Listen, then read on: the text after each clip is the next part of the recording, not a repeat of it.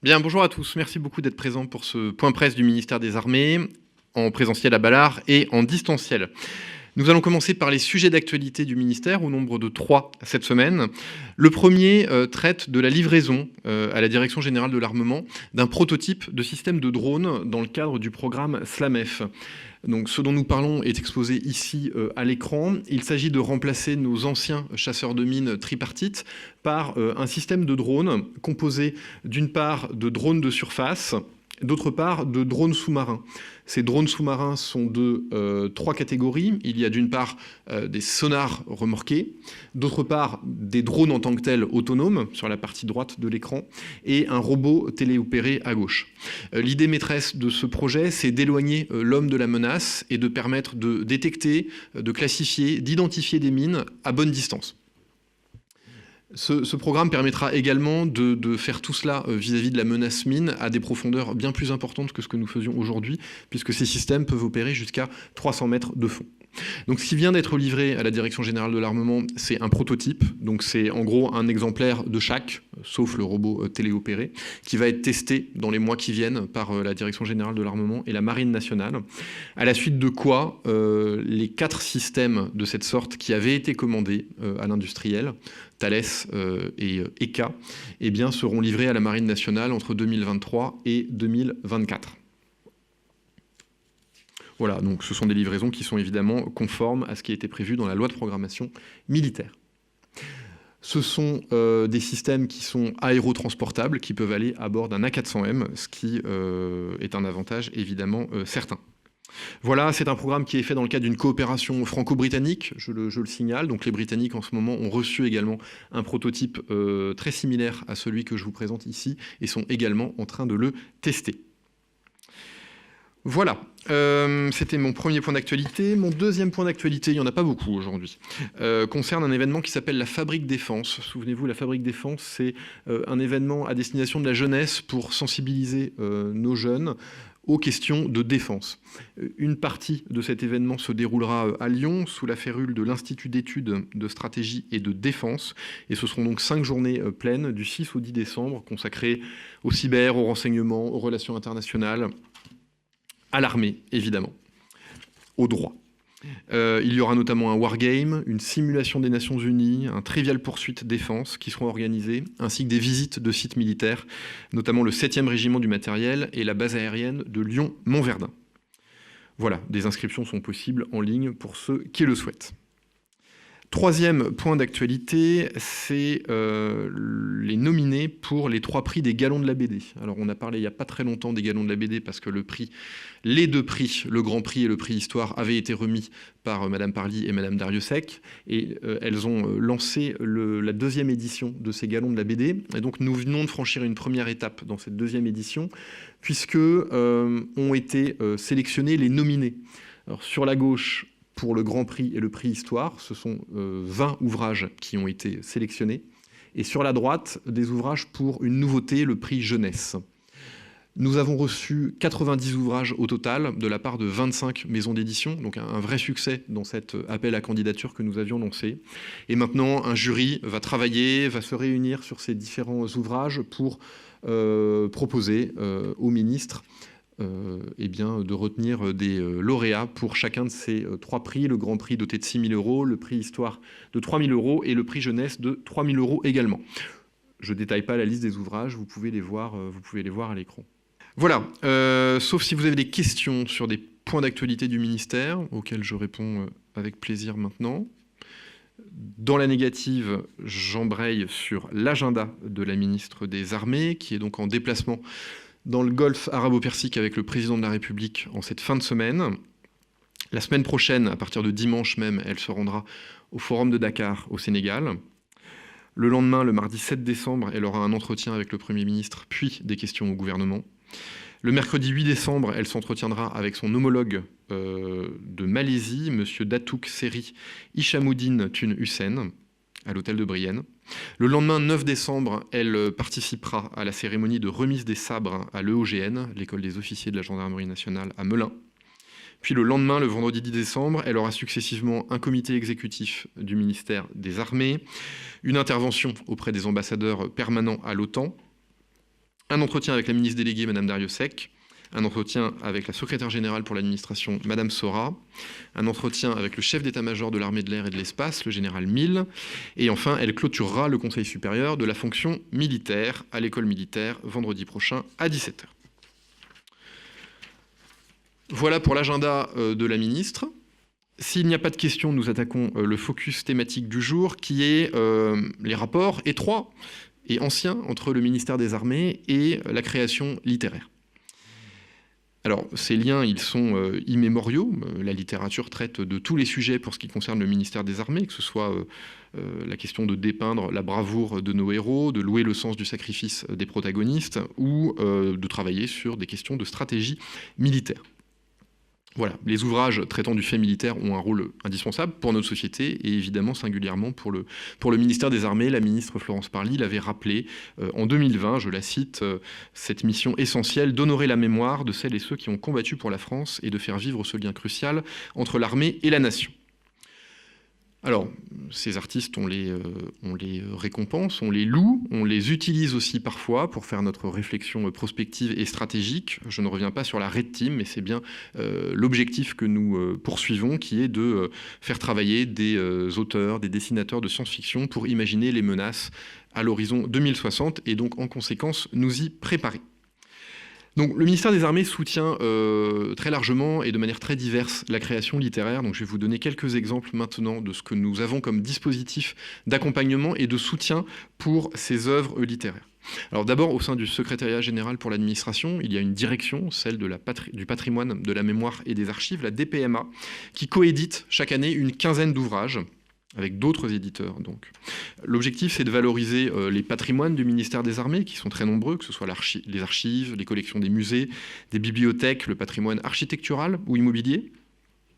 Il s'agit aussi de soutenir la recherche en histoire militaire, d'accompagner des projets scientifiques et finalement de rendre l'histoire militaire de la France accessible à tous et singulièrement au plus jeune public.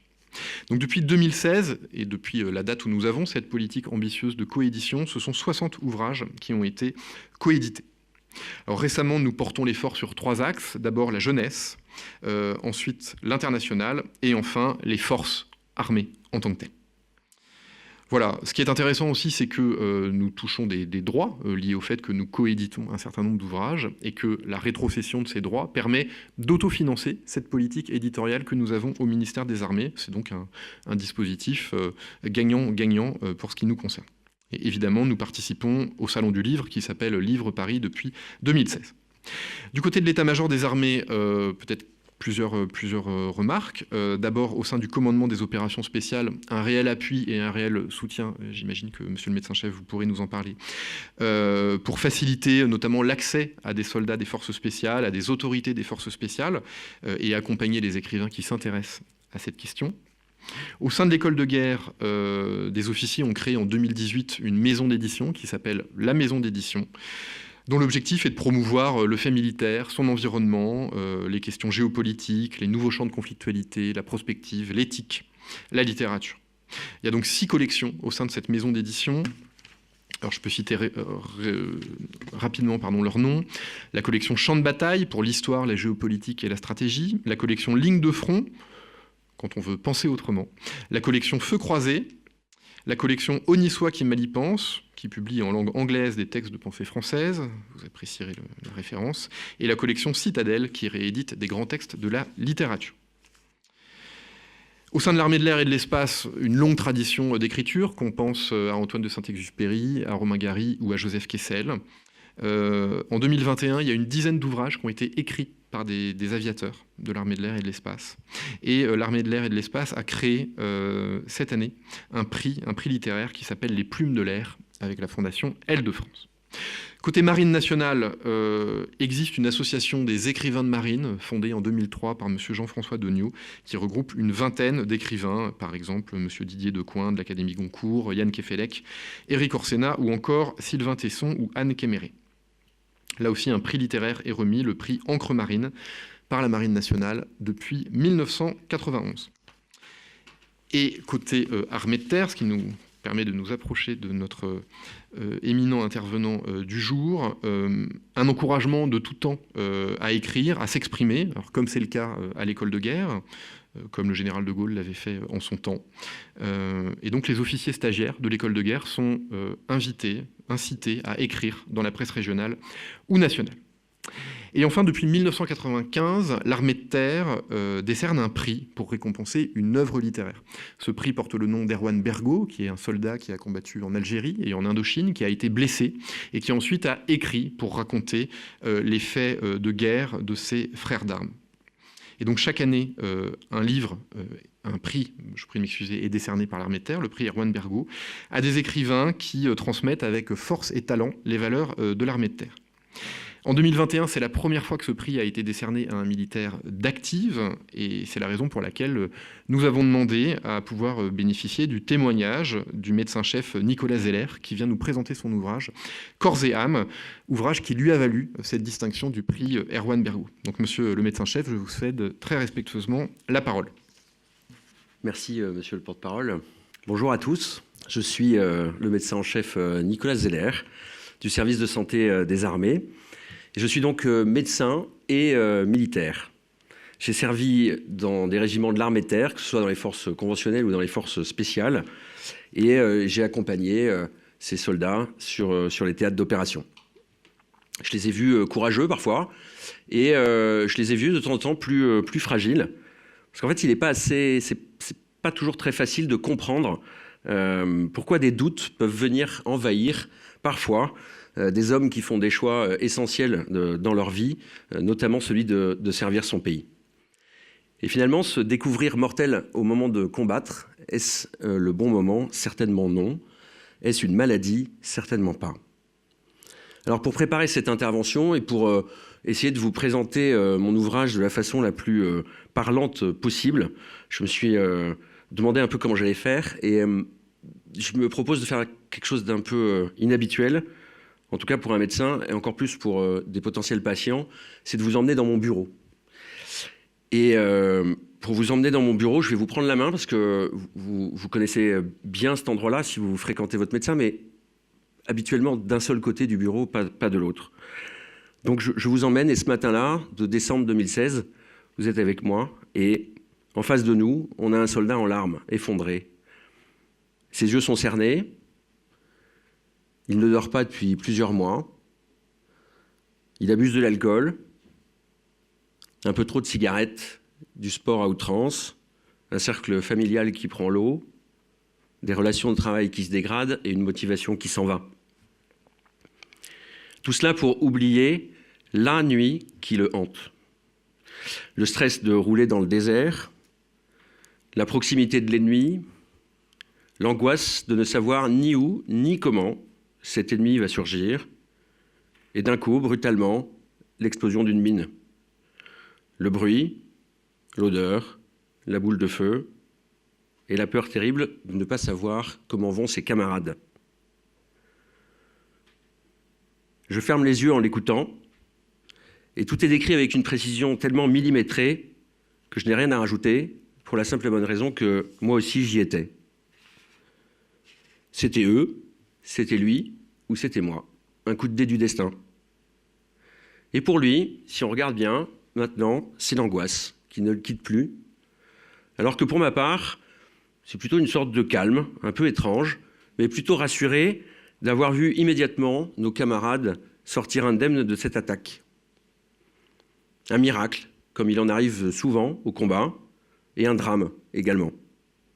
Voilà, c'est à peu près comme ça qu'a commencé et qu'est né Corps et âme. Ou plus exactement, c'est le jour où j'ai décidé de véritablement l'écrire.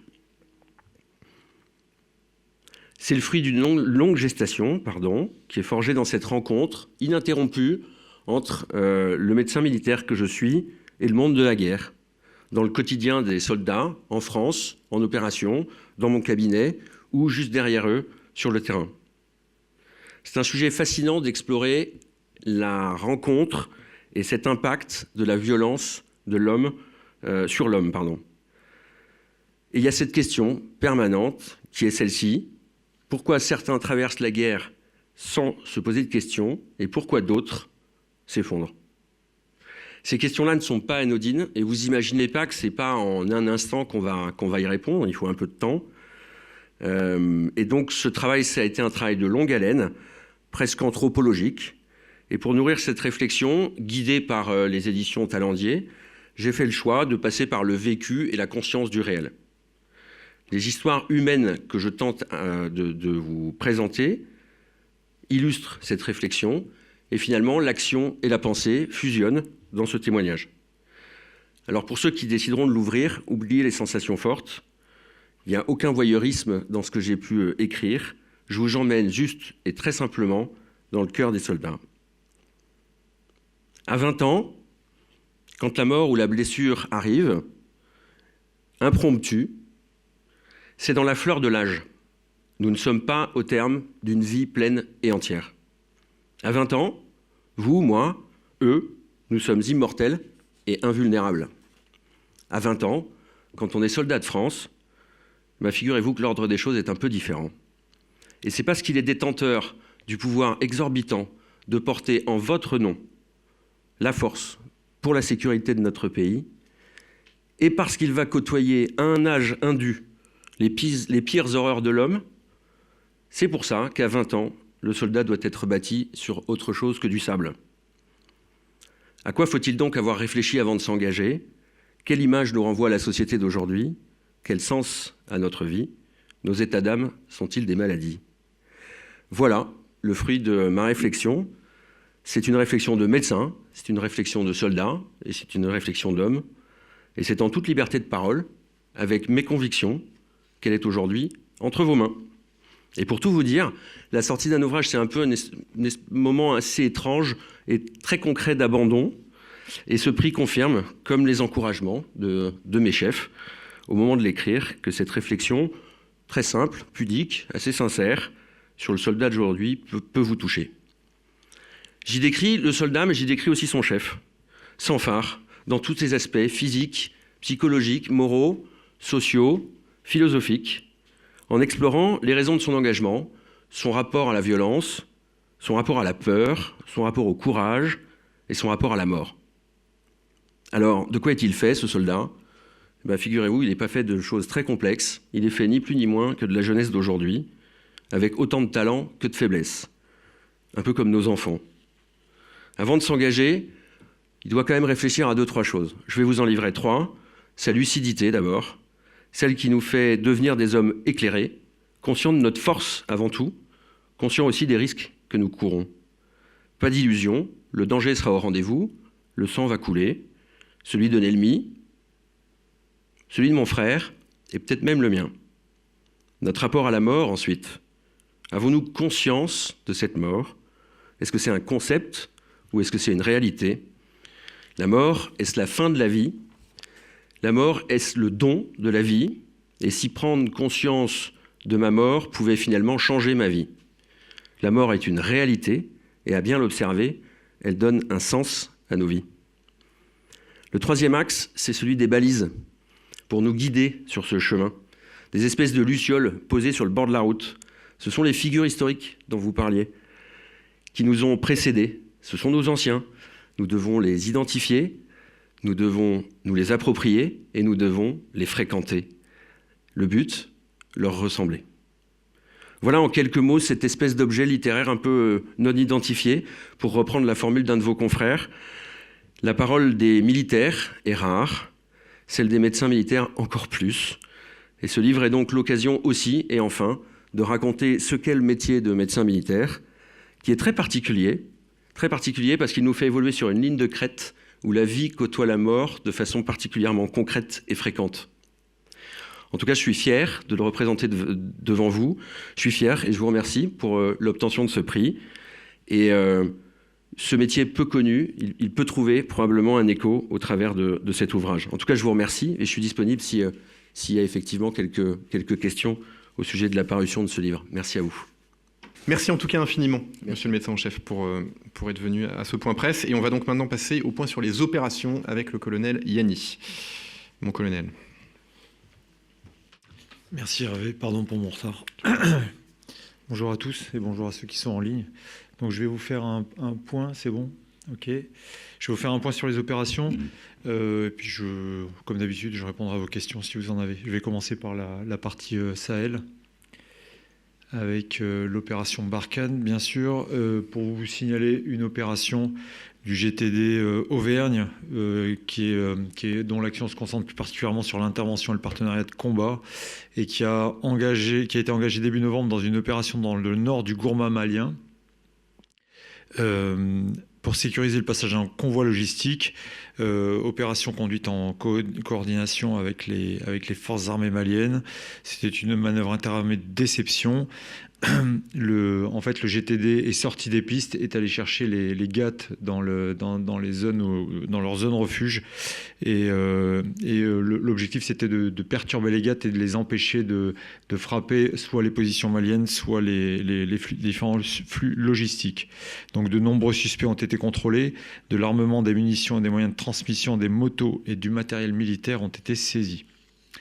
Toujours au Mali, je vous signale une opération du sous-groupement logistique Dragon. Alors on n'en parle pas beaucoup, mais pourtant ce sont aujourd'hui c'est un échelon essentiel, puisque ce sont eux qui assurent tous les mouvements de la force, et notamment les mouvements de réarticulation de la force et de transfert des emprises. On pourrait y revenir si vous le souhaitez. Donc le sous-groupement logistique Dragon a conduit une opération d'escorte de convoi entre Gao et Ménaka. Donc Ménaka, qui est situé sur la frontière entre le Mali et le Niger, c'est au bout de la bulle verte qui est sur l'écran. Donc 120 véhicules civils et militaires, 150 soldats ont mené cette escorte de convoi. Et vous avez pu voir au cours des derniers jours qu'une escorte de convoi n'est jamais une mission de tout repos. Je continue avec je vous fais un bref point sur le convoi Voie Sacrée 32 qui nous a occupé et qui a occupé l'actualité depuis une dizaine de jours, pour vous signaler qu'il est bien arrivé à Gao, que tous les matériels sont arrivés à bon port, et je pourrais revenir si vous avez des questions sur les événements qui ont émaillé ce transit logistique entre Abidjan et Gao, notamment avec le blocage de Kaya et surtout le blocage à Terra, les problèmes que nous avons rencontrés à Terra samedi dernier matin. J'y reviendrai si vous le souhaitez. Je continue toujours sur Barkhane pour vous signaler la première opération du GTD, la première opération d'envergure du GTD Corrigan. La particularité de Corrigan, c'est que c'est le premier groupement tactique en opération extérieure équipé de Griffon. Donc c'est une concrétisation de la mise en œuvre de la loi de programmation militaire, et le bilan tactique est excellent. L'opération a duré 12 jours, 1000 km ont été parcourus. C'était essentiellement une opération de reconnaissance et de sécurisation d'un axe logistique majeur. Et en fait, c'était d'un point de vue un peu technique, c'était la première fois qu'on engageait et le Griffon et qu'on employait le système SICES, le système d'information de combat Scorpion, SICES, qui est le système d'information qui va équiper l'ensemble de l'armée de terre, et donc un bilan extrêmement positif. Un point sur les chiffres, puisqu'ils nous ont déjà été demandés et qu'on va vous les donner maintenant de manière régulière. Donc la force Barkhane a réalisé 1017 sorties aériennes au cours du mois de novembre, 97 sorties chasse, 157 sorties ISR, 763 missions de transport ou de ravitaillement. Et ce qui est intéressant de noter, c'est que 50% des sorties aériennes l'ont été au profit des forces armées maliennes. Donc sur un peu plus de 1000 sorties, on a plus de 500 sorties uniquement au profit des forces armées maliennes, que ce soit pour des missions de réassurance, des missions de renseignement ou d'entraînement, au profit des guideurs aériens tactiques, qui sont des guideurs maliens qu'on forme pour qu'ils sachent mettre en œuvre les appuis offerts entre guillemets par la force Barkhane. Sur la partie Corymbe, donc la partie Golfe de Guinée, pour vous signaler que la frégate de surveillance Germinal est en patrouille anti-piraterie. Elle a mis le cap vers une zone où les actes de piraterie sont particulièrement fréquents, c'est-à-dire grosso modo les côtes nigérianes et tout ce qui est au-delà des 12 000 nautiques des eaux territoriales. Et elle y a effectué une patrouille anti-piraterie du 25 au 29 novembre, avec différentes interactions avec les forces locales. Toujours sur cette partie africaine, pour vous signaler que les éléments français au Sénégal ont conduit du 22 novembre au 3 décembre 2021 la formation et l'entraînement de 8 médecins et de 4 infirmiers infirmiers militaires de différentes armées d'Afrique de l'Ouest. Ça s'inscrit dans le cadre du partenariat militaire opérationnel habituel. Le stage s'est terminé par ce qu'on appelle un MASCAL, c'est-à-dire un exercice collectif d'afflux massif de blessés. Et le but, c'était d'entraîner ces futurs médecins qui sont appelés à se déployer soit dans la bande saharienne, soit en République centrafricaine dans le cadre de la MINUSCA. Sur la partie Chamal maintenant, Proche et Moyen-Orient. Donc il y a toujours cette priorité accordée à la lutte contre Daesh, et l'un des principaux volets d'engagement des forces françaises concerne les opérations aériennes. Donc pour le mois de novembre, c'est 290 heures de vol, 60 heures, dont 62 nuits, en 62 sorties aériennes impliquant 123 ravitaillements. La France reste le deuxième contributeur en termes de volume d'activité, le deuxième contributeur de la coalition. Toujours au Proche et Moyen-Orient, pour vous parler des opérations aéromaritimes, le bilan de l'engagement de nos capacités au sein de la CTF 150, qui est chargée plus particulièrement de lutter contre différents trafics qui peuvent être utilisés pour financer les actions terroristes. Donc la Chevalier Paul a été engagée à plusieurs reprises en soutien direct de la CTF 150. Elle a conduit des opérations de visite à bord de boutres au comportement suspect. Et l'une de ces opérations s'est conclue par la saisie, la destruction en mer de 2,2 tonnes de résine de cannabis et de 20 kg d'héroïne. Le Chevalier Paul poursuit son déploiement en océan Indien et rejoindra très bientôt l'opération Agénor, dont je parlerai tout de suite après. Pour sa part, la FS Floréal, qui est déployée dans le cadre de la CTF 150 depuis le 29 octobre, elle a été déployée pendant un mois, a réalisé 5 saisies de produits stupéfiants sur des boutres au sud-est d'Oman, pour un total de plus de 2 tonnes de résine de cannabis, de près de 1 tonne d'héroïne et de 500 kg de méthamphétamine. On observe quand même une augmentation des flux saisis depuis plusieurs mois, et de manière continue. Pour terminer pour cette partie du monde sur Agénor, pour vous signaler la fin de l'engagement de la frégate italienne Martinengo, qui a été engagée dans Agénor pendant 2 mois. Elle a quitté la zone d'opération le 30 novembre. Elle aura franchi le détroit d'Ormuz une quinzaine de fois, puisqu'en fait, elle allait soit assurer des missions de surveillance dans le golfe d'Ormuz, soit à l'extérieur dans le golfe d'Oman. Ces 2 hélicoptères NH-90 ont effectué plus de 15 vols. Sur la partie Méditerranée, pour Irini, donc le commandant Bouhan qui est engagé dans l'opération Irini, pas de difficulté particulière.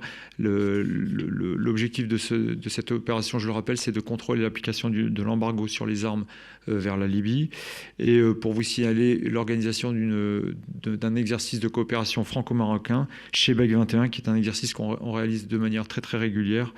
Cette année sont concernées la frégate marocaine Sultan Moulay Ismaël avec un hélicoptère Panther, la frégate française de type Lafayette Guéprat, le chasseur de mines tripartite français Capricorne, ainsi que des avions de sécurité maritime qui interviendront durant certaines séquences.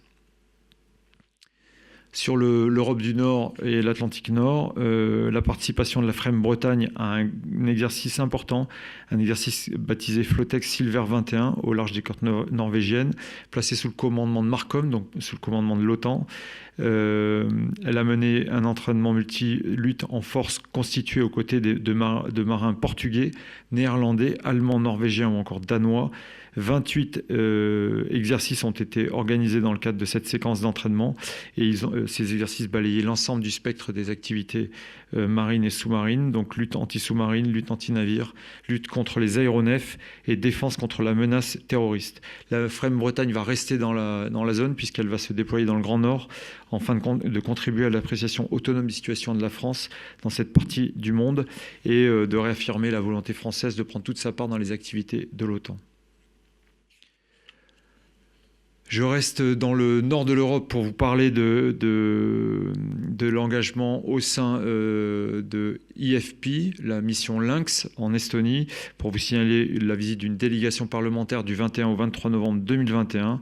4 députés qui se sont rendus en Estonie pour voir la mission Lynx et notamment pour apprécier les conditions d'entraînement aux engagements de haute intensité, puisque vous savez que la mission Lynx est intégrée dans un battle group, un groupement tactique britannique composé de matériel que je qualifierais de lourd, c'est-à-dire de chars de combat et de véhicules de combat d'infanterie.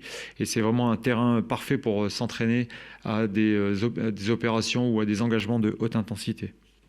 Un mot sur résilience, pour vous rappeler que nous avons toujours un module militaire de réanimation qui est engagé au sein des FANC, 5 lits, les 5 sont occupés. 12 patients pris en charge depuis le début du déploiement. Avec une opération d'envergure qui a été menée dans la zone amont de la Mana. Donc vous avez un petit cercle qui localise cette zone, c'est le centre, à peu près le centre de la Guyane. Ce qu'il faut noter, c'est le bilan qui apparaît sur l'écran. Donc 68 campements, 350 KRB détruits, 25 chantiers détruits, 13 tables de levée, 30 motopompes, 2 concasseurs, du mercure, du carburant, des munitions, de la nourriture et des matériels divers ont été saisis. L'opération Sentinelle, simplement pour vous signaler que nous sommes passés en dispositif hivernal renforcé. Je ne rentrerai pas dans le détail ni des effectifs ni des zones de déploiement, mais c'est un peu comme c'est tous les ans à la même période, correspond aux fêtes de fin d'année. Donc les armées, en étroite coordination avec les autorités administratives, renforcent le dispositif Sentinelle et sont en appui, en soutien des forces de sécurité intérieure dans le cadre de la lutte antiterroriste. Voilà pour ce point de situation. Si vous avez des questions. Merci beaucoup, mon colonel, et on se dit à la semaine prochaine. Bonne semaine.